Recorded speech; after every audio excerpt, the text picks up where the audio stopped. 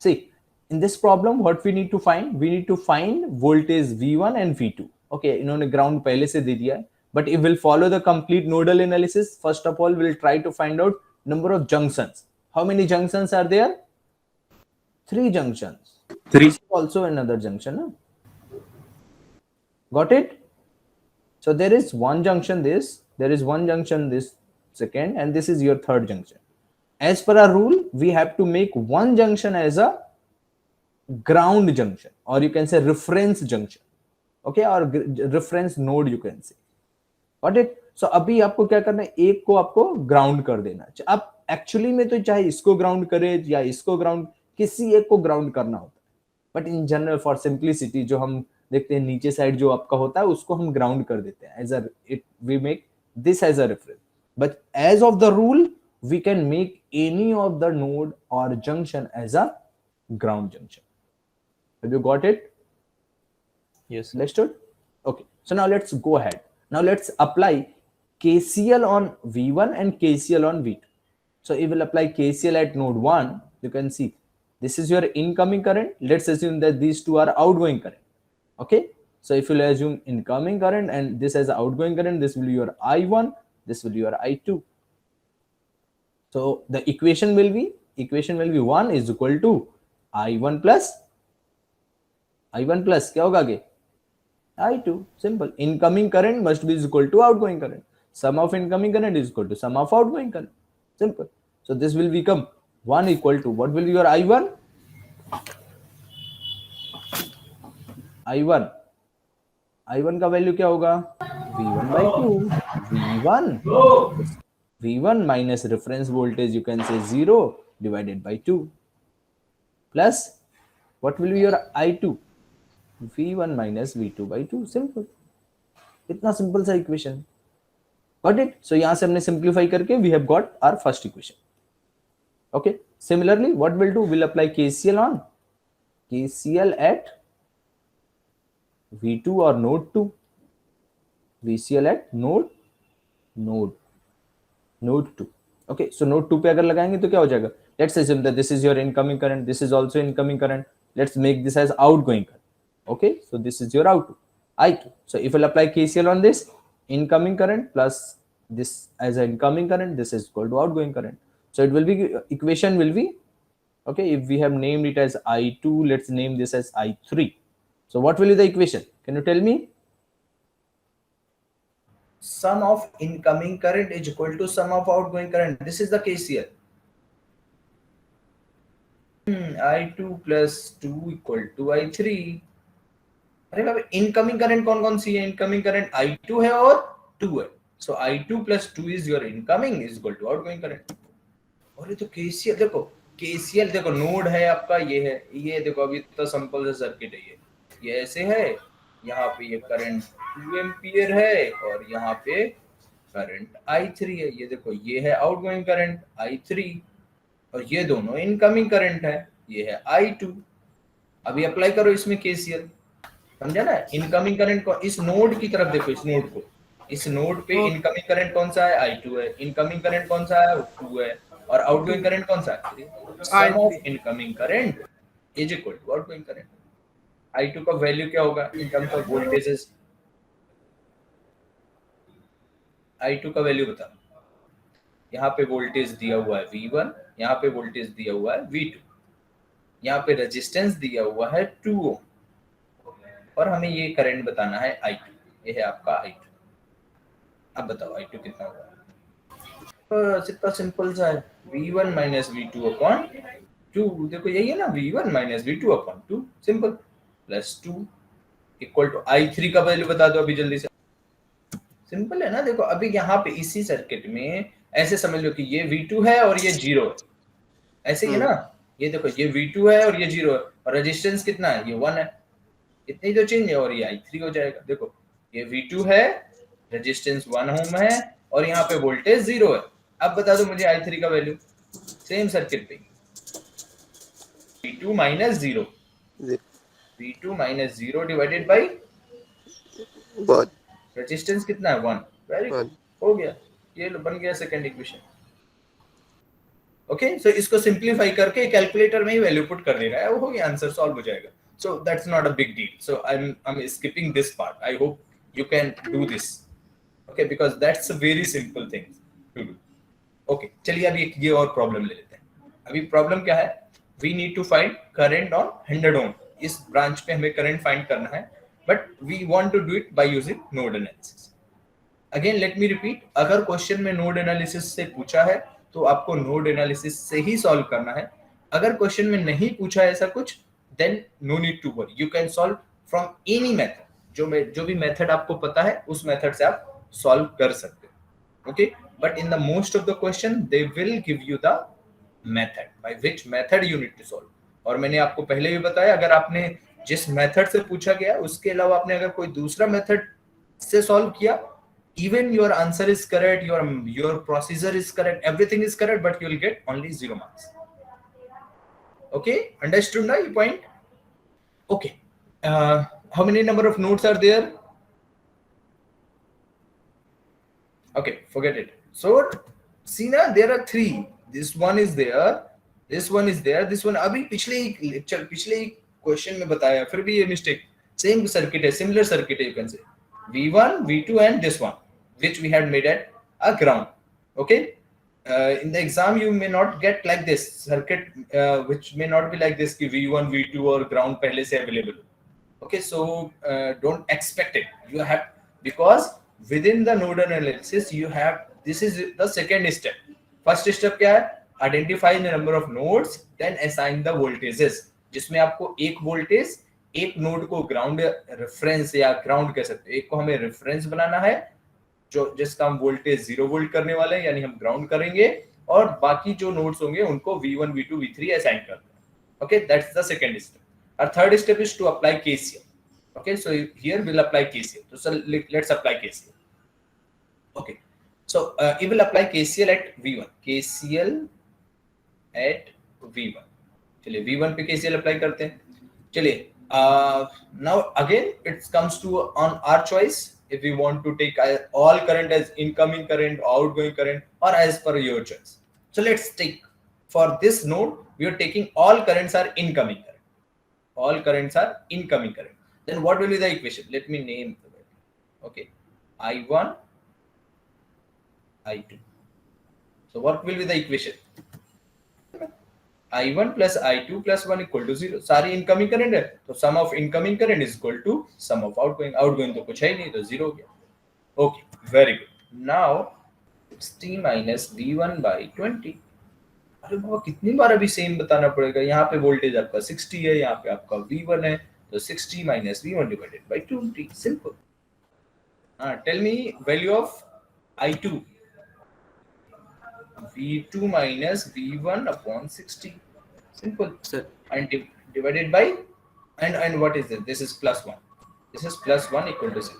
So this is first equation. Okay, next. So this is 30. Very good. So this is your V2 minus V1 by 30. हो गया, simple. Okay, now next. Okay, चलिए अभी लगाते हैं यहाँ पे KCL. KCL चलिए, KCL at V2. KCL at V2. Okay, चलिए यहाँ पे लगाते हैं. चलिए यहाँ पे ऑलरेडी आउटगोइंग है, तो चलिए सारी आउटगोइंग एज्यूम कर लेते हैं. ओके, सो ये आपका I2 था. Let me assume this is I3, this is I4. चलिए अभी कौन बताएगा मुझे KCL at V2? I2, all are outgoing current ना, तो I2 plus I3 plus I4 equal to 0. Simple. सारी हमने आउटगोइंग एज्यूम किया, तो हमारा ये इक्वेशन बन गया. अब according to this we'll just put the values of this I2, I3, I4. Okay, so abhi Sahil. Sir, I2. V2 minus V1 upon 30. Sir, it's V2 minus 40 upon 50. Very good. V2 minus 40 upon 50. Okay, now next is I4. V2 upon 100. बस, very good. V2 upon 100, यानी कि या तो ये आप लिख सकते हो V2 minus 0 upon 100 या V2 by 100. That's correct. Equal to 0 के बीच में. अगर तो नॉन डिफरेंशियल नोड, अभी सभी को पता है ना रेफरेंशियल नोड कौन सा है, नॉन रेफरेंशियल नोड कौन सा है। ओके, सो दो नॉन रेफरेंशियल नोड के बीच में अगर एक वोल्टेज सोर्स आ जाता है, वहां पे क्या आता था, वहां पे क्या आता था इन सुपर मेश, करंट सोर्स। हाँ कॉमन ब्रांच के बीच में करंट सोर्स आता था। यहाँ पे दो नोड के बीच में, दो non reference, even non referential, referential node के बीच में नहीं, अगर यहाँ पे अगर आपका वोल्टेज आएगा उससे कोई प्रॉब्लम नहीं है। लेकिन अगर दो नॉन रेफरेंशियल नोड के बीच में अगर वोल्टेज सोर्स आ जाए, not only a voltage source, it should be an ideal voltage source, अगर यहाँ पे एक रजिस्टर लगा होगा तब भी ये सुपर नोड का प्रॉब्लम नहीं होगा। ओके, सो सुपर नोड का प्रॉब्लम तब कब आएगा, सुपर नोड का प्रॉब्लम कब आएगा, जब आइडियल रेफरेंशियल नोड के बीच में एक आइडियल वोल्टेज सोर्स लगा हो। क्लियर है भाई सभी को? Yes sir. Okay yes sir. Okay, चलिए मैं बताता हूँ कि ये सुपर नोड क्यों बन गया, सुपर नोड कैसे बन गया, वो पहले डिस्कस कर लेते हैं। जैसे हमने सुपर मेश में डिस्कस किया था, हमें सुपर मेश क्यों बनाना पड़ा था, क्योंकि we were unable to apply KVL. Okay, चलिए मैं एक डायग्राम ले लेता हूँ ताकि आपको और क्लियर हो जाए। ओके, कैसा सर्किट था, ये आपका ऐसा एक छोटा सा सर्किट था। ये दो मेश को मिला करके हमें एक सुपर मेश बनाना पड़ा था, because we were unable to apply KVL on this mesh and KVL on this mesh. क्यों केवीएल नहीं अप्लाई कर पा रहे थे, why we were not able to apply KVL, voltage source नहीं था, क्यों वोल्टेज सोर्स नहीं, क्योंकि यहाँ पे वोल्टेज अवेलेबल नहीं था। हमें करंट सोर्स के क्रॉस वोल्टेज पता नहीं होता, और केवीएल का फंडा ही यही है कि हर एक एलिमेंट के क्रॉस वोल्टेज पता होना चाहिए, तभी हम केवीएल अप्लाई कर सकते हैं। ये क्लियर है, ये याद आ गया ना? ये मैंने एक्सप्लेन किया था कि हम केवीएल क्यों नहीं अप्लाई कर पाते, because we don't have voltage across the current source. Okay, इसकी वजह से हम यहाँ पे केवीएल अप्लाई नहीं कर पाते। Same method applicable over here. यहाँ पे अगर ध्यान से देखोगे तो इस पॉइंट पे मैं केसीएल अप्लाई नहीं कर सकता हूँ, बिकॉज देखो यहाँ पे तो मुझे करंट मिल जाएगा, यहाँ पे करंट मिल जाएगा, लेकिन मुझे इस ब्रांच पे करंट नहीं मिल सकता है, क्योंकि यहाँ पे केवल एक आइडियल वोल्टेज। अब अभी देखो, अगर यहाँ पे ये रजिस्टर लगा होता, चलो ये भी बता देते हैं इस रजिस्टर का फायदा या नुकसान क्या है, कि अगर ये रजिस्टर लगा होता फॉर एग्जांपल, ओके चलो मैं छोटा सा लेकर के रजिस्टर बनाता हूँ यहाँ पे। चलो यहाँ पे एक रजिस्टर अगर लगा होता तब मुझे करंट मिल जाता। चलिए मुझे कोई बता सकता है क्या वो करंट का वैल्यू क्या होता? चलो sir, will it be V2 minus V3 minus 20 upon R? V2 minus V3 okay, V2 minus 20 minus V3 upon V3 upon R, yes sir. yes, that's correct. See, यहाँ पे हमें पहले क्या निकालना है, इन दोनों टर्मिनल पे वोल्टेज ड्रॉप चाहिए आपको।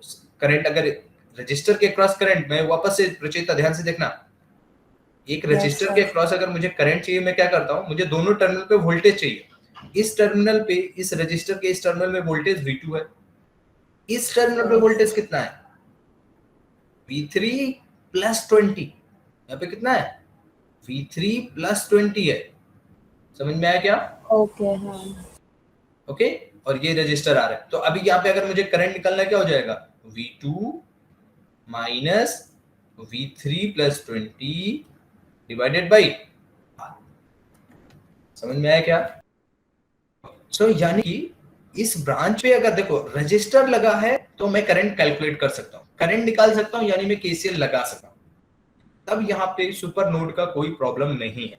यानी कि अगर रजिस्टर लगा है तो प्रॉब्लम नहीं है, लेकिन अगर रजिस्टर नहीं होगा, अगर यहां से मैं ये रजिस्टर निकाल दूं, now can I calculate current on this branch? Current मिल सकता है क्या? क्या अब मैं करंट कैलकुलेट कर सकता हूँ? नो कर सर। सकता हूँ, नो क्योंकि रजिस्टर नहीं है ना। तो क्या V2 माइनस 20 ये डिवाइडेड बाई 0, अगर रजिस्टर मान लो 0, रेजिस्टेंस 0, तो 0 का मतलब क्या हो जाएगा, करंट इनफाइनाइट हो जाएगा, वो तो पॉसिबल नहीं है सर्किट में। तो यानी कि अगर आपका आइडियल वोल्टेज सोर्स कहां पे लगा है, टू नॉन रेफरेंशियल नोड के बीच में लगा है, तो मैं केसीएल अप्लाई नहीं कर सकता, ना तो इस ब्रांच पे कर सकता, ना तो इस नोड पे कर सकता, ना तो इस नोड पे कर सकता। तो जैसे हमने क्या किया था सुपर मेश में किया था, क्या किया था, ये अगर आपका I2 था, ये आपका I3 था, तो क्या किया था, I3 minus I2 I3 minus I2 कितना बना दिया था? अगर ये वैल्यू करंट I था इक्वल टू I कर दिया था। सेम इक्वेशन यहाँ पे भी बन जाएगा, देखो ध्यान से, V2 minus V3, V2 minus V3, इन दोनों में वोल्टेज डिफरेंस कितना है? जल्दी से बताओ मुझे। 20 है। V2 माइनस V3 कितना है? 20 है। सिंपल। तो जैसे हमें यहाँ पे एक इक्वेशन मिला था, वैसे आपको यहाँ पे भी एक इक्वेशन मिल जाएगा। और जैसे इसमें हमने क्या किया था, दोनों दो मेश के जो इसके कॉन्साइडिंग मेसेज थे, जो नियर बाय मेसेज थे, उनको मिला करके एक मेश बना दिया था। इसमें भी हम क्या करेंगे, इन दोनों मेसेज को मिला करके, सॉरी इन दोनों नोड्स को मिला करके हम एक नोड बना देंगे। ये जो है एक नोड बन गया। ओके, ये हमारा कंप्लीट एक नोड बन गया। अभी इस नोड का नाम, जैसे हमने इस मेश का नाम क्या दिया था, सुपर मेश दिया था, वैसे ही इस नोड का नाम क्या देंगे? सभी लोग मुझे बता सकते हैं? This will become your super. देखिए, अगर मैं यहाँ पे मैं नोडल एनालिसिस प्रोसीजर करूंगा तो क्या करूंगा? सबसे पहले मैंने नंबर ऑफ नोड्स फाइंड किए, वोल्टेज असाइन किया, ग्राउंड असाइन किया। Okay, now if I apply KCL on that, no problem. यहाँ पे केसीएल हमने इजीली अप्लाई करेंगे। यहाँ पे करंट गिवन है, यहाँ पे हमने एज्यूम कर लिया 10 इक्वल टू के, चलिए सॉल्व भी कर देते हैं। ओके, इस कर दूं। सो यहाँ से अगर मैंने इक्वेशन बनाया तो ये हो जाएगा 10 इज इक्वल टू, नाउ अभी मैं डायरेक्टली इक्वेशन लिख सकता हूँ, V1 minus V2 by 2 and plus V1 by 3। I hope अभी सबको समझ में भी आ रहा होगा। Yes.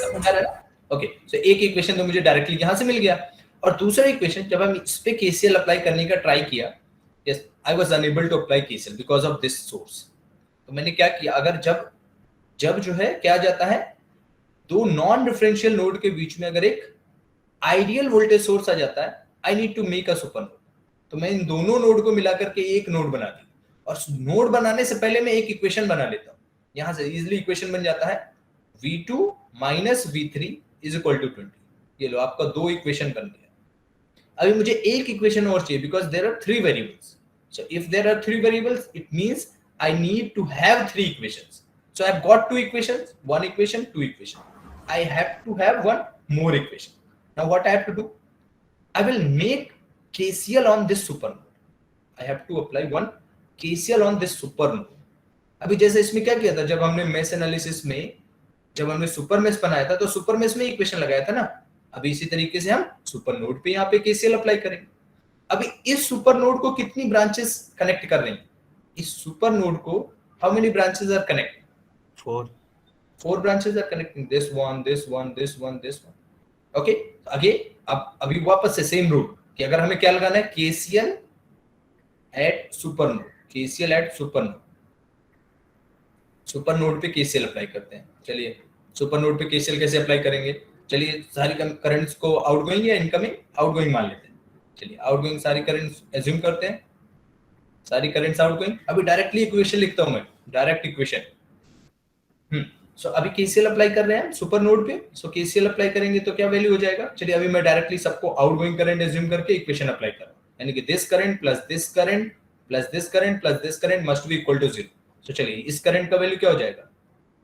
V2 minus V1 divided by 2 plus V2 by 1 plus V3 minus 10 divided by 5 and plus V3 divided by 2 equal to 0. Let me assume this current as I1, this current as I2, this current as I3, this current as I4. Okay, so for this super mesh, for this super node, if I'll apply KCL, the KCL equation will be I1 plus I2 plus I3 plus I4 equal to 0. Just assume कि ये आपका एक single node है, ये आपका एक single node है। Forget about everything जो इसके अंदर था। Okay, I got it. Okay, ये आपका एक सिंगल नोड है। अभी इस सिंगल नोड पे कितनी ब्रांचेस कनेक्टेड? ये 4 ब्रांचेस कनेक्टेड है। So we have to write for all 4 currents. Okay, so I can write the equation I1 plus I2 plus I3 plus I4। Yes sir. Okay, so अभी बस I1 I2 सब का value put किया है। I1 का value क्या होगा? V2 minus V1 by 2। Sir तो मतलब उसमें V2 और V3 तो हमने एक ही नोड मान लिया था ना, तो V3 नहीं रहेगा इसमें? नहीं नहीं नहीं नहीं, वैल्यू तो रहेगा। देखो इक्वेशन हमने बनाया भाई, V2 V3 गायब नहीं होगा, आज जस्ट एज्यूम करने को बोला है भाई। नहीं सर, जैसे I1 है तो I1 में V2 plus V3 minus V1 ऐसा नहीं रहेगा? नहीं नहीं नहीं नहीं, ये जो है मैंने एक बस आपको समझने के लिए बनाया, ये गायब नहीं हो जाएगा, एक्चुअल में गायब नहीं हो जाएगा। V2 V3 will be there. अच्छा हाँ ठीक सर, समझिए। ओके, ये आपके V2 V3 रहेंगे, बस आपको समझना है कि ये एक नोड बन गया, these two combines one node, but these currents will come according to V2 and V3. Okay, so I1 will be V2 minus V1 by I1, this resistance, this will be V2 minus 0 upon this, and here this current will be V3 minus 10 divided by 5, and here this current will be V3 minus 0 by 2. चलिए, पूरा solve करना है तो हमें क्या करना पड़ेगा, equations को सिंपलीफाई करना पड़ेगा एंड उसके बाद कैलकुलेटर में पुट करना पड़ेगा। चलो एक क्वेश्चन का आंसर, कंप्लीट आंसर फाइंड कर लेते हैं, इस क्वेश्चन का कंप्लीट आंसर फाइंड कर लेते हैं। ओके, सो एक इक्वेशन, दो इक्वेशन थे, एक यहाँ पे एक ये है आपका। चलो यहाँ से इसको सॉल्व करेंगे तो देखो V1 को कॉमन में, V1 कॉमन लोगे तो क्या निकलेगा यहाँ से, 1/2 प्लस 1/3, ये आपका V1 हो जाएगा, minus 1/2 times V2 equal to 10। यही आपका फर्स्ट इक्वेशन। या सेकंड इक्वेशन की तो सिंपलीफाइड ही ऑलरेडी, इसको भी सिंपलीफाई कर लेते हैं। इसको सिंपलीफाई करने जाएंगे तो क्या मिलेगा, -1/2 V1। ओके, V2 कितना है, 1 2 टाइम्स V2 मिलेगा, so will write it as plus, यहाँ पे आपको 1/2 है और यहाँ पे +1 इन V2। ओके, V3 में क्या मिलेगा आपको, V3 में मिल जाएगा आपको प्लस 1/5 प्लस 1/2, ये V2 मिल जाएगा, और सॉरी V3 मिल जाएगा, और इक्वल टू क्या मिल जाएगा, और मुझे फाइनल आंसर बताओ V1 V2 V3 का। कैलकुलेटर में आपको ये इक्वेशन का वैल्यू डायरेक्टली डाल देना है। अभी आपको ये भी सिंपलीफाई करने की जरूरत नहीं है, आप डायरेक्टली जो है क्या कर सकते हो, कैलकुलेटर में ये वैल्यू पुट कर सकते हो। सब लोग कैलकुलेटर उठाओ। Okay, and put this values. अभी देखो 3 अननोन वाला सिलेक्ट करना होगा, 3 अननोन वाला इक्वेशन। कैलकुलेटर सभी के पास है, देखिए V1, अरे बाबा मुझे सुन पा रहे हो आप लोग, कर रहे हो या नहीं कर रहे हो, 18.9। हाँ सर, कर रहे हैं। V2 देखते कितना है, V2 आया है 11.57 एंड V3 आया है -8.42। Okay, you can tell me if I am wrong, that's not a like कि जो मैंने किया है तो करेक्ट ही होगा, क्योंकि वैल्यू पुट करने में किससे भी मिस्टेक हो सकता है। ओके, सो अगर कुछ गलती है, कुछ मिस्टेक हुआ तो you can let me know. Okay, so you can see this circuit again, super node problem. Why? Because two non-referential node is having one ideal voltage source. Okay, so now these two sources will become one node. These two node will become one node. And what will be the equation from here? What will be the equation? Super node equation, you can say. What will be the super node equation? Yes, V3 minus V2 is equal to 5. So this is going to be your first or second equation, whatever you want to say, you can say that. Okay, next equation will be that you can apply KCL on it, KCL at V1. So if you apply KCL at V1, you can think like this is incoming current, these two is outgoing current. So यहाँ पे हम इसको क्या लिख सकते हैं, 4 is equal to I1 plus I2. Okay, let me assume this as I1 and this as I2. This as I2. So यहाँ से 4 equal to I1 plus I2 हो जाएगा, तो यहाँ से क्या बन जाएगा, ये आपका 4, I1 का वैल्यू कितना हो जाएगा, 4 इक्वल टू I1 का वैल्यू फटाफट बताओ। V1 minus V2 upon 0.33। इतना टाइम मत लगाओ, 0.33। ओके, नेक्स्ट I2 का value V1 minus V3 upon 0.5। चलो सेकंड इक्वेशन बन गया मुझे। नाउ थर्ड इक्वेशन के लिए ध्यान से देखो, अबे ये जो है क्या है, सुपर नोड है, यहाँ पे कैसे लगाना है, ये दो इनकमिंग है, इनको भी इनकमिंग एज्यूम कर लेते हैं, ये भी इनकमिंग, ये भी इनकमिंग, आपकी मर्जी है, चाहे आपका मैंने आउटगोइंग एज्यूम। वही मैं कह रहा हूँ, एज्यूम करते टाइम कोई टेंशन नहीं लेना है। चलो ये मान लेते हैं, आउटगोइंग मान लेते हैं। ओके, आपको समझ में आ जाएगा जब आप प्रैक्टिस करोगे, तो आउटगोइंग में थोड़ा ज्यादा देखने में आसान लगेगा, बस और कुछ फर्क नहीं पड़ेगा। ओके, सो यहाँ से हम इसको I3 मान लेते हैं, इसको I4 मान लेते हैं। चलिए, अगर मैं केसीएल एट सुपर नोड लगाऊंगा, केसीएल लगा रहा हूँ कहाँ पे? सुपर नोड पे। इक्वेशन क्या बनेगा? I1 I1 plus I2 equal to I3 plus I4. Very good, I3 plus I4, I3 plus I4, बस वैल्यू पुट कर देना। I2 I3 का तो वैल्यू, I1 I2 का वैल्यू तो अभी ऊपर लिखा है, सेम पुट कर दो। V1 minus V2 upon 0.33, I2 का वैल्यू है V1 minus V3 upon 0.5, I3 का वैल्यू है V2 अपॉन 0.2 एंड I4 का वैल्यू कितना? I4 का वैल्यू है V3 अपॉन 0.01 है, तो V3 अपॉन 1, ये हो गया। चलो थर्ड इक्वेशन, सिंपल, बस केवल इक्वेशन बनाते जाना, आंसर मिल जाएगा। समझ में आ गया सभी को? Yes, sir. Yes, sir. Yes, sir. Yes, sir. Is there is anyone facing any difficulty, anything? Now let's go ahead to our next problem. Our next topic is theorems. Now we'll start theorems. This is all about the method. Again, you have seen, like, we can solve any sort of problem by using only KVL KCL, or by using mesh analysis, or by using super mesh, or you can say if the super mesh case is there, so we can apply super mesh analysis. We can solve the same like by using node analysis or by using super node analysis. But still, like, if we are having, suppose, a very big network, and I want to analyze, or you can say I want to find current on one single branch. एक बहुत बड़ा circuit है और मुझे एक single branch में एक current find करना। चलो एक एग्जांपल के लिए यही ले लेता हूँ। ये एज्यूम को लो बहुत बड़ा सर्किट, ये छोटा सा नहीं है, ये जो दिख रहा है छोटा सा नहीं, बहुत सारी ब्रांचेस ऐसे इसमें कनेक्टेड है। चलिए बना देते हैं थोड़ा सा और। ऐसे एक लगा हुआ है ब्रांच, एक ब्रांच इसमें सपोज ऐसी लगी हुई है, एक ब्रांच ऐसी लगी हुई है। अभी मुझे क्या करना है? मुझे इस ब्रांच पे करंट फाइंड करना है, इस ब्रांच पे करंट फाइंड करना है। तो अभी अगर मैं इसमें मेश एनालिसिस यूज करूंगा तो कितनी मैसेज इक्वेशन बन जाएंगी? एक यहाँ पे लगाना पड़ेगा, एक यहाँ पे लगाना पड़ेगा, एक यहाँ पे, एक यहाँ पे, एक यहाँ पे, एक यहाँ पे, 6 मैसेज बन जाएंगे। तो यानी कि कितने वेरिएबल्स हो जाएंगे? 6 वेरिएबल्स हो जाएंगे, 1 2 I6, इतने वेरिएबल्स हो जाएंगे। अब ये I6, चलो मैं 6 इक्वेशंस भी बना दूंगा, इक्वेशंस बनाने में इतना कोई प्रॉब्लम नहीं है, इक्वेशंस भी बना दूंगा, लेकिन उनको सॉल्व कैसे करूंगा? सॉल्व नहीं कर पाएंगे ना, बहुत प्रॉब्लम हो जाएगी, सॉल्व नहीं हो पाएगा। You have a very complex network. In that case, your method like mesh analysis or node analysis will get failed because we'll be unable to solve those equations. Now, what is alternative? Alternative is the theorems. Alternative is theorems. Okay. Now, the alternative is theorem. What theorem will does? Theorem will give you another way to solve the problem. Okay. With the help of theorems, we can get the answer for any question. We can get the answer for any question. Okay, चलिए अभी बात करते हैं। पहले हम एक start करेंगे first theorem से। और first theorem is superposition theorem.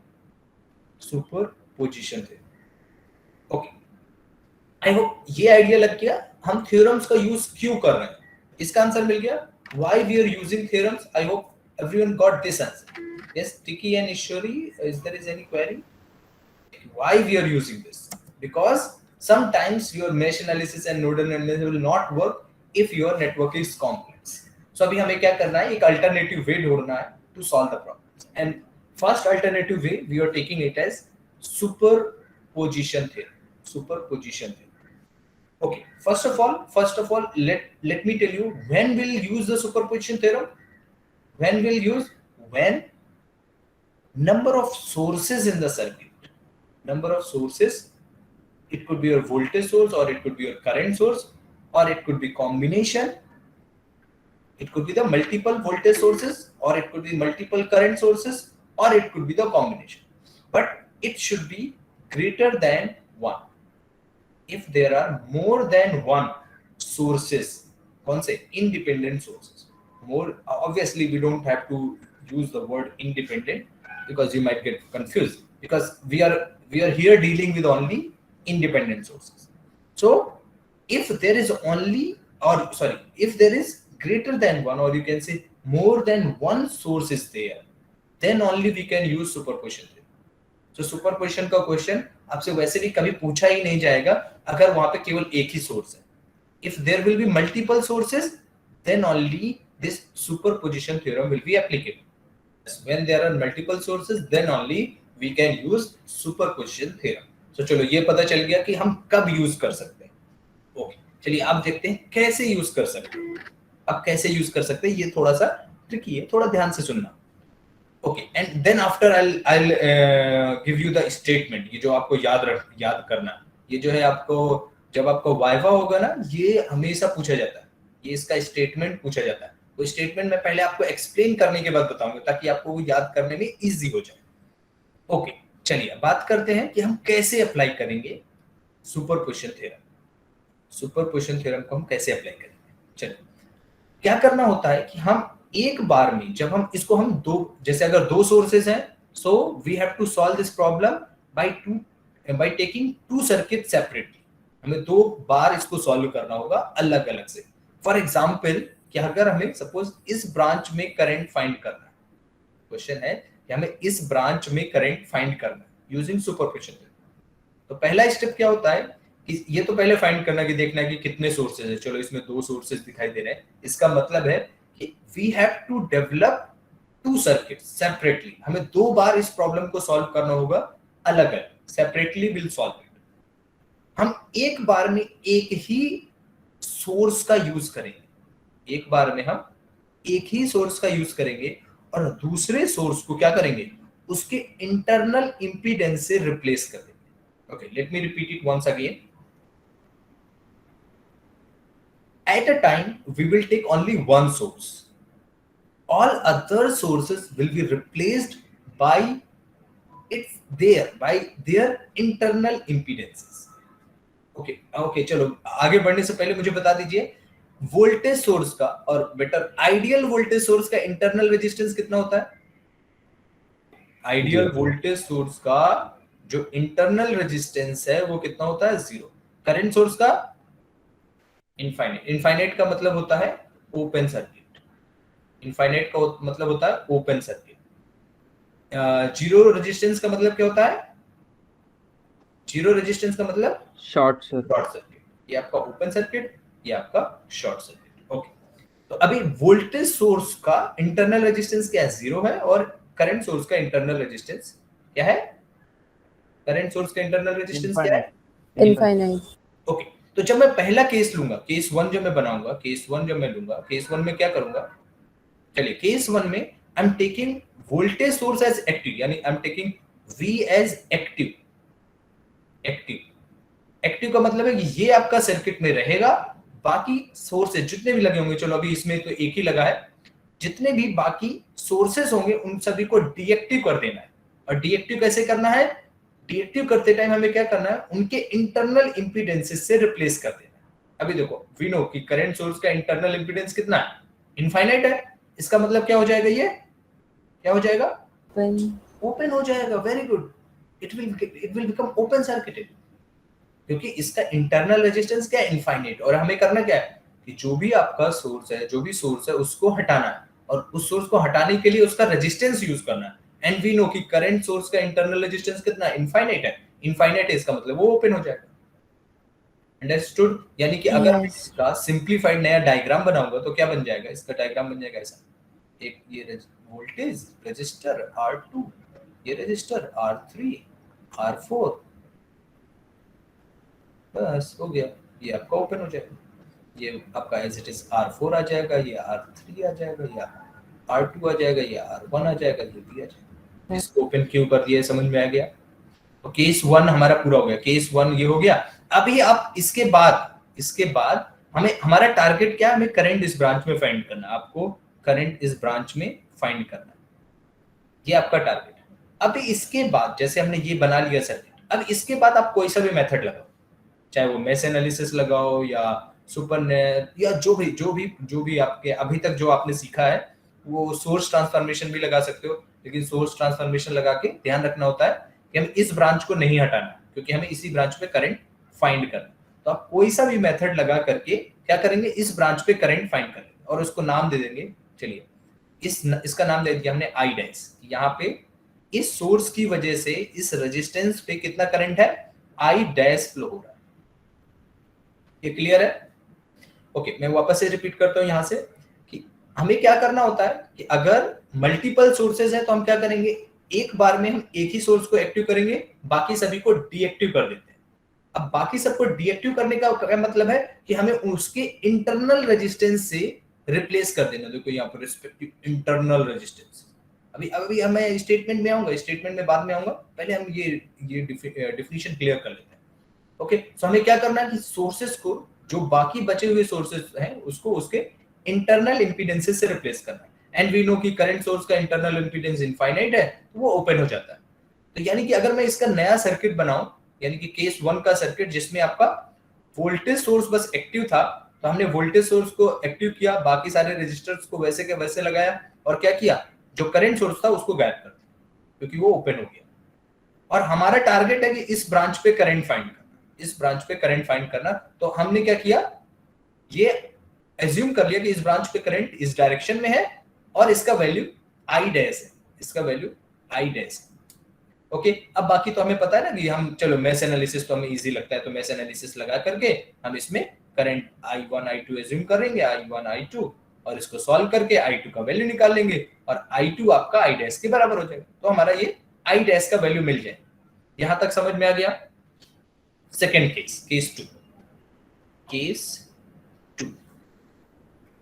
Okay, so अभी केस 2 में क्या करेंगे, हम जो है करंट सोर्स को एक्टिव करेंगे, means we are taking I as active and voltage source को डीएक्टिव करेंगे। अभी देखो, वोल्टेज सोर्स को डीएक्टिव करेंगे तो क्या हो जाएगा, क्यों शॉर्ट हो जाता है, क्योंकि इंटरनल रेजिस्टेंस जीरो। तो अभी देखो नया सर्किट बनेगा, वो कैसे बनेगा, ये शॉर्ट हो गया, ये R1 आ गया, ये R2 आ गया, ये R3, ये R4, और यहाँ पे आपका I एज इट इज आ जाएगा।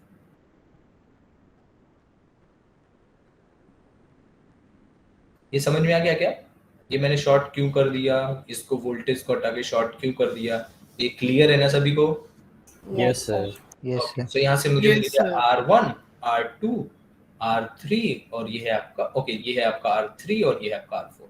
अब देखो, अब इस करंट सोर्स की वजह से यहाँ पे क्या करंट फ्लो हो रहा है वो मैंने फाइंड कर लिया। मान लो इसको वैल्यू मैंने दे दिया I डबल डैश, इसका वैल्यू का नाम दे दिया मैंने I डबल डैश, यानी कि इस सोर्स की वजह से यहाँ पे क्या करंट फ्लो हो रहा है वो मैंने फाइंड आउट कर लेना। वैसे भी अब चाहे मैश, अब इसके बाद आपकी चॉइस है, चाहे आप मैश एनालिसिस लगाओ, सोर्स ट्रांसफॉर्मेशन लगाओ, या आप जो है नोड एनालिसिस करो, कैसे भी करके आपको ये करंट फाइंड करना है।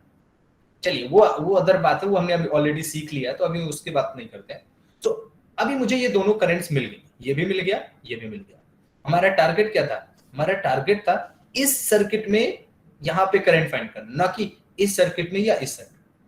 तो अभी मुझे फाइनल जो करंट होगा, चलो मान लेता हूं मैं कि इस डायरेक्शन में है मेरी फाइनल करंट, फाइनल जो करंट है वो इस डायरेक्शन में, जो मेरी फाइनल करंट है वो इस डायरेक्शन में।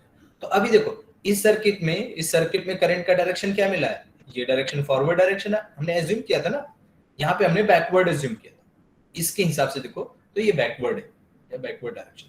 तो अभी मेरा फाइनल आई क्या हो जाएगा, फाइनल आई क्या हो जाएगा, इस रजिस्टर, इस सर्किट के अकॉर्डिंग आई डैश का डायरेक्शन और इसका डायरेक्शन सेम है। देखो आई डैश का डायरेक्शन और इसका डायरेक्शन सेम है, यानी आई डैश तो सेम है, आई डैश में कोई प्रॉब्लम नहीं था। प्रॉब्लम किसमें हुआ है, आई डबल डैश में। आई डबल डैश को मैंने उल्टी डायरेक्शन एज्यूम किया, तो आई डबल डैश का क्या हो जाएगा, वो माइनस हो जाएगा। सो जो फाइनल आंसर हो जाएगा वो क्या हो जाएगा, वो हो जाएगा I is equal to I dash minus I double dash.